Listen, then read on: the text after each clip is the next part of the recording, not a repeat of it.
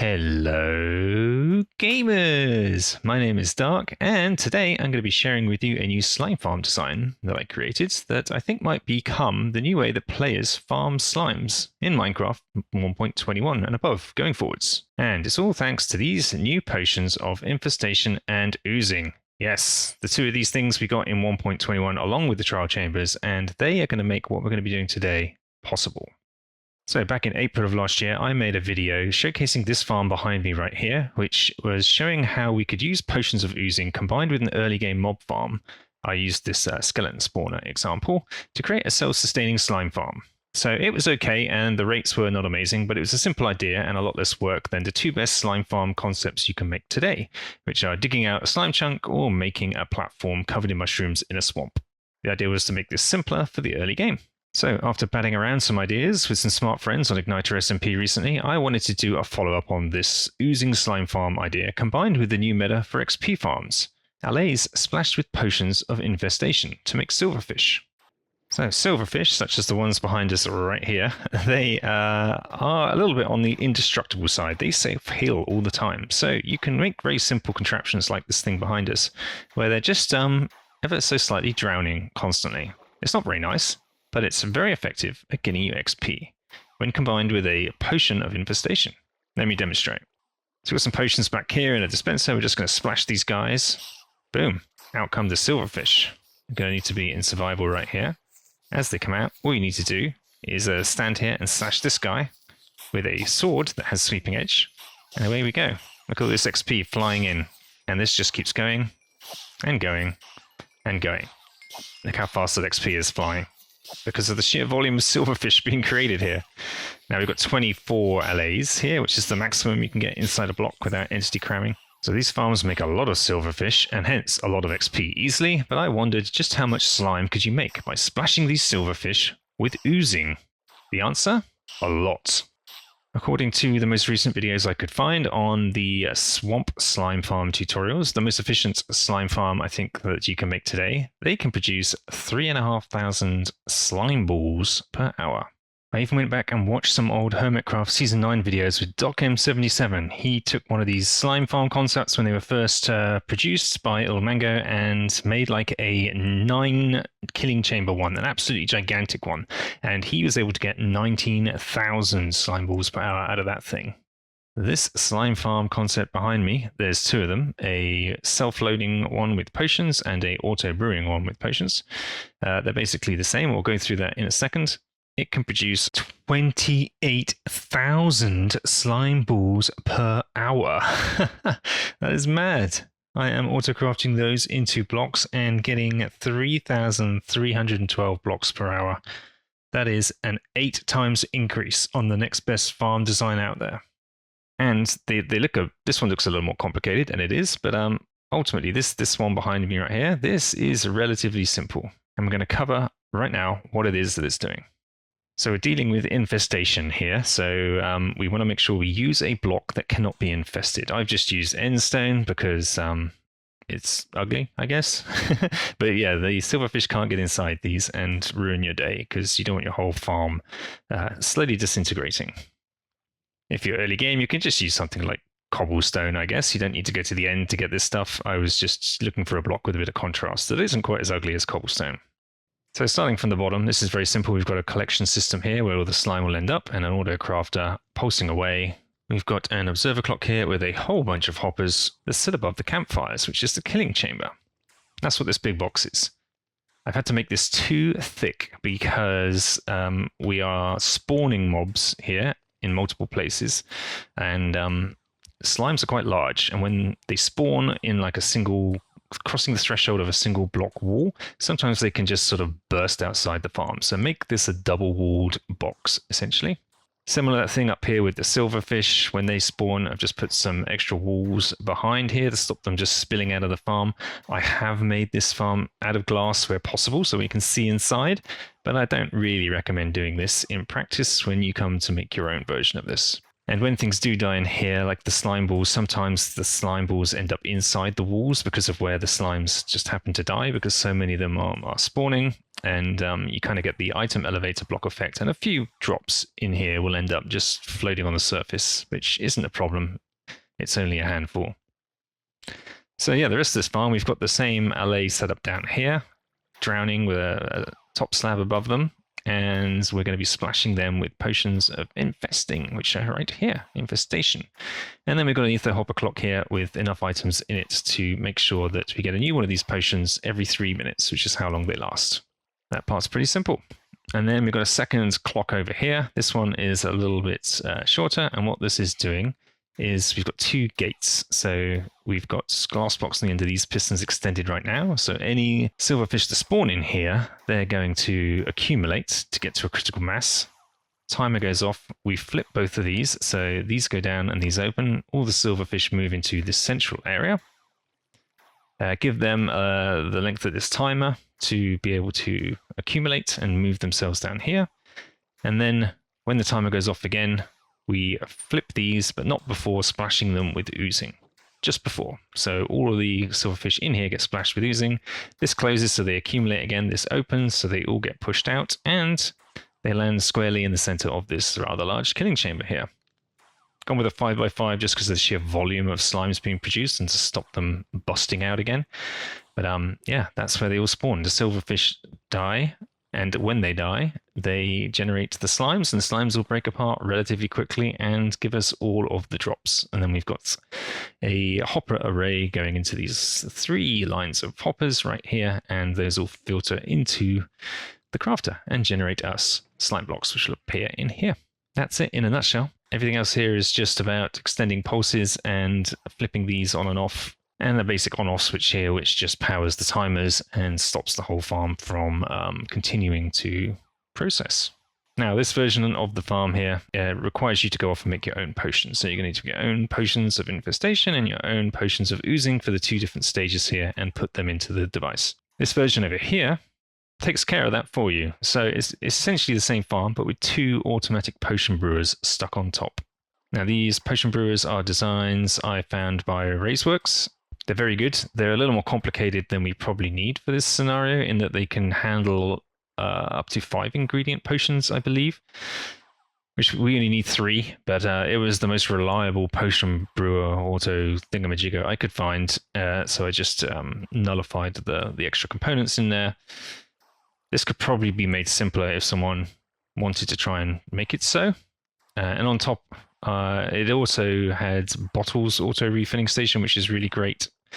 And I stuck on top of this a automatic bottle crafter. So that makes the required inputs for this farm glass for the bottles, and over here the ingredients for the potions. So over here with the netherwort, this makes it splash, and this is for the infestation. So you just got stone going in there. And the same on this side for the oozing potions.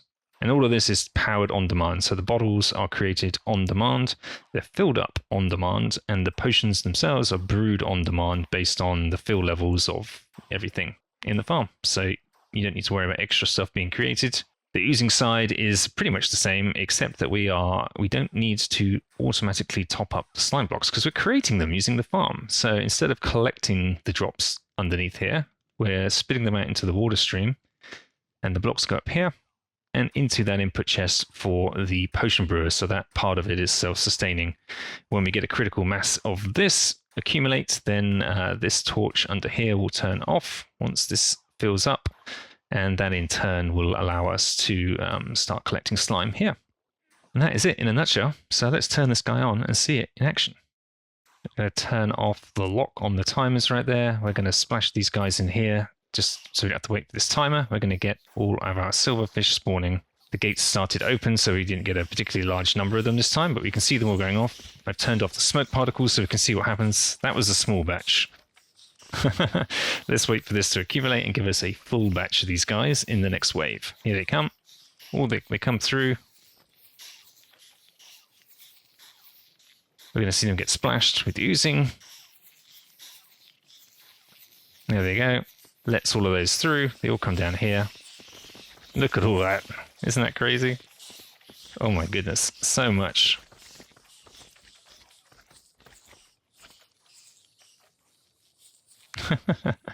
And all of that slime pumping through here. en masse pretty fast, getting turned into slime blocks, and those are all coming up here. So we were almost at capacity anyway. And there we go, we can see the slime just pouring in, getting about a slime block, one every less than a second, more or less, popping in there. And this thing just runs and runs and runs. Obviously, you do need to keep some of those ingredients topped up, but you will get an awful lot of slime, probably more than you would ever need for a single player board, maybe even an entire server with just like one round of double chest of all the materials in this thing. So your inputs are going to be nether wart, gunpowder, glass, and stone. Some of those resources are also renewable as well, so in theory you could hook up a couple of other farms to this thing and just totally automate all of those other resources coming in. The one caveat to getting this thing going in the first place is you will need an initial, probably I would recommend getting at least 3 potions of oozing in order to kickstart this thing off in the first place. That in turn will only require a single slime block. So you'll need to go out in the world, find some slimes, find a slime chunk or a swamp or something, and just get yourself a slime block to create your first potion. Put that in the system, and it should be self-sustaining from then on. There you go, you just saw this little slime ball pop up behind me. That's just slimes dying in the wall. And not much you can do about that, but it's a very small amount of leakage. Honestly, I think one of the hardest things about making these farms is getting these little guys in the farm in the first place and duplicating them. So obviously you're going to need to go out in the world and find yourself an allay. In addition, you're going to need a jukebox, a disc, and some amethysts. And to get these guys in place, you're just going to need to start with the one. I'm going to give this guy a little something. Going to pick it up, my friend. Oh, we've got to hand it to you like this. There we go. Get him in here. You should want to go in there. He's going to go straight through the gap. Go on. Over here. Over here, my dude. Come on. He's in. All right. That was quite a bit of work. Just getting him in there. Bit of trial and error. You gotta put your jukebox on. Gotta put music on. Dude will do a little dance. And we can duplicate them. And you can do that every, is it 5 minutes? Something like that. Every now and then, you'll just be able to duplicate them and get to the 24 that you need. Keep count, because it's very easy to lose track. Obviously, this version is way more complicated. The other thing you could do is just brew these potions yourself and drop them in here and just run it in batches, if and when you get enough potion stuff to be able to do it. I'm definitely going to be building this version of the farm in my SMP Let's Play series on Igniter SMP. One other thing that I haven't tried yet is another idea. You could make one of the other traditional slime farm designs, either like in a slime chunk or in a swamp, and you could just splash the slimes with oozing as well as they're being killed. So you could put them into a killing chamber and have them splashed with potions of oozing themselves. So every time a slime dies, it generates several more at the same time. So in theory, you could exponentially increase the output of an existing slime farm if you have one. Actually, let's answer that question. If we add one of these things to an existing slime farm, I'm out here in a swamp and we have one of these platform-based farms where we put all the mushrooms down and an iron golem in the middle. And they work. They take a little while to warm up. There's slime spawning, as you can see. But yeah, we've got a double chamber thing, so the slimes will accumulate in one chamber, go down to the next where they are splashed, and then they break apart and we get more slime out of them than we ordinarily would. So this does work, but as you can see, it's complicated, and I put the auto brewer on the side in this instance in order to make this work. So it does work. It's just not the best. And these guys really fight being against the water streams, and without doing double piston extenders, you've only got a 2-high block here. And yeah, only medium-sized slimes will get through here. We're making sure of that, so they have to break down. This guy should be hitting them. I don't know why he is not. Why aren't you hitting them, dude? Anyway. Usually he would be thumping them, and then the medium-sized get through so that the big ones don't get stuck, but the medium-sized still kind of struggle to fit through this too-tall gap here. It's not the best, and you're going to get more slime than you ordinarily would, but I would say if you have an existing slime farm, unless it's super, super productive, I wouldn't recommend bolting this on. Instead, I would just build the farm we just demoed in its entirety with the Allays and the Infestation. And because yeah, you've done 90% of the work here anyway, and it just doesn't seem worth it. I think you're going to get more slime for your AFK time if you just go build what we just demoed. I am going to be including a schematic and a world download in the description below, which I'm going to put on Planet Minecraft, and I challenge the redstone community out there to see what they can do to make this simpler.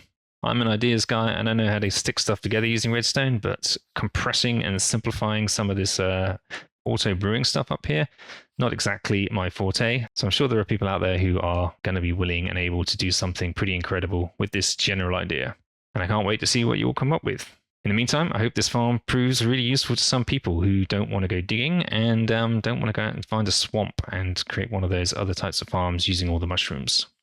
So that's it from me. My name has been Dark. If you enjoyed this, please do give us a like. And if you want to see more farm concepts, SMP, Vanilla Minecraft, Auto Terra Firmacraft, and anything else I find interesting or useful, then please subscribe. You will take care for now. Bye-bye.